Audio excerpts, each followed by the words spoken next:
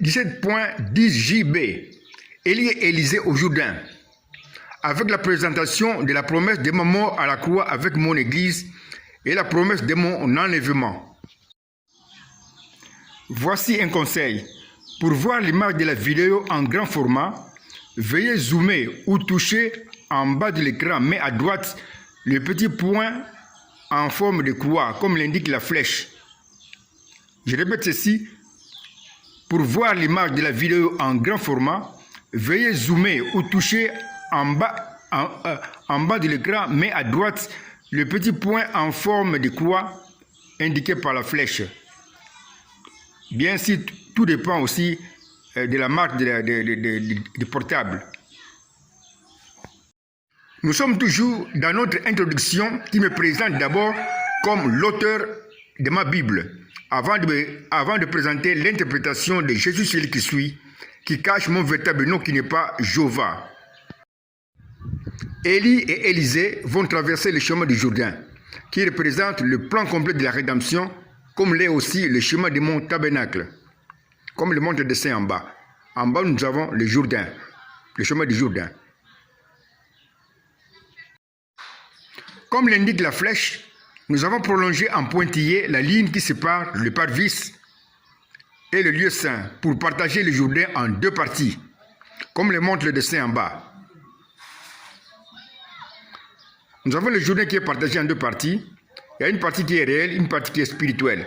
Nous avons ici au numéro 1, le Jourdain réel. Au numéro 2, le Jourdain spirituel. Ceci va nous aider à bien comprendre la marche d'Élie et Élisée dans le Jourdain. Voici les signes d'une même chose auxquels je regarde quand Élie et Élisée sont au numéro 1, qui représente le Jourdain réel. Élie et Élisée sont deux personnages bien différents, mais qui sont ensemble dans le même Jourdain réel. Le même Jourdain réel devient un signe de liaison d'Élie et Élisée, c'est-à-dire le pasteur signe de l'unité qui les unit dans un mariage spirituel comme ci-après. Nous avons un mariage en bas qui montre l'unité d'Élie et d'Élisée par le même Jourdain réel que nous avons placé entre parenthèses. Nous avons trouvé un schéma de prophétie. Dans ce mariage spirituel qui montre l'unité d'Élie et d'Élisée par le même Jourdain réel que nous avons placé entre parenthèses, Élie représente le prophète Élie Jean-Baptiste. Élisée représente le Messie. Voici alors la prophétie que nous lisons en bas. Le prophète Élie Jean-Baptiste sera dans le Jourdain réel, ensemble avec le Messie, qu'il va baptiser ou laver comme un sacrifice avant sa mort à la croix. Voici les signes d'une même chose auxquels je regarde quand Élie et Élisée sont au numéro 2, qui représente le Jourdain spirituel. Élie et Élisée sont deux personnages bien différents, mais qui sont ensemble dans le même Jourdain spirituel, qui devient alors le signe de leur liaison, ou les pasteurs signe de l'unité qui les unit comme ci-après. Nous avons un chemin qui montre l'unité d'Élie et d'Élisée par le même Jourdain spirituel que nous avons placé ici entre parenthèses. Dans ce mariage spirituel qui montre l'unité d'Élie et Élisée, Élie représente maintenant le Messie. Élisée représente mon Église. Voici alors la promesse que nous lisons en bas. Le Messie qui est représenté par Élie, que nous avons placé entre parenthèses, et qui va mourir à l'autel de la croix, qui est représenté ici par le Jourdain spirituel, sera ensemble avec son Église qui va mourir spirituellement à la croix.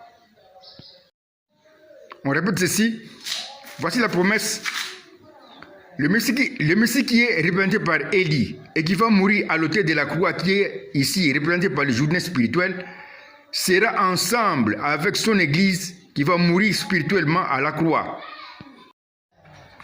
Voici ce qu'il y a quand Élie et Élisée, qui sont comptés dans ma pensée comme déjà morts, passent du numéro 1 au numéro 2, comme l'indique la flèche. nous voyons la flèche qui part du numéro 2 au numéro 3. Au numéro 2, Élie et Élisée sont comptés comme déjà morts. Au numéro 3, Élie et Élisée sont vivants. La flèche qui part du numéro 2 au numéro 3 représente donc le mouvement d'Élie et d'Élisée. Cette flèche a comme départ Élie et Élisée comptés comme déjà morts. Et comme arrivée, Élie et Élisée vivants. Comme le montre le dessin suivant, qui montre que la flèche part de Élie et Élisée comptés déjà morts, et qui va jusqu'à Élie et Élisée qui sont vivants. La même flèche de mouvement est devenue un signe de liaison où le pasteur signe de l'unité qui unit le départ et l'arrivée dans un mariage spirituel. Comme si après, nous avons un chemin qui montre l'unité d'Élie et Élisée comptés comme déjà morts et Élie et Élisée vivants. Nous avons trouvé un chemin de prophétie qui nous montre un personnage de l'unité ou du mariage spirituel qui est à la fois un mort et un vivant. Or, un tel personnage n'existe pas. On est mort ou vivant. C'est donc ici un chemin de prophétie qui annonce ma résurrection après ma mort à l'autel de la croix représentée par le Jourdain spirituel. Nous pouvons compléter le chemin de prophétie que nous lisons en bas. Le Messie qui sera à la croix avec son Église, comme Élie et Élisée au Jourdain, sera mort, mais sera vivant avec son Église. C'est-à-dire qu'il va ressusciter ensemble avec son Église.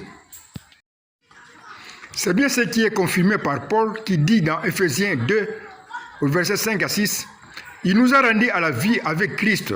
C'est par grâce que vous êtes sauvés. » Verset 5, « Il nous a ressuscités ensemble et nous a fait asseoir ensemble dans le lieu céleste en Jésus-Christ. » La suite de la vidéo 17.10 JC, Élie et Élisée au Jourdain.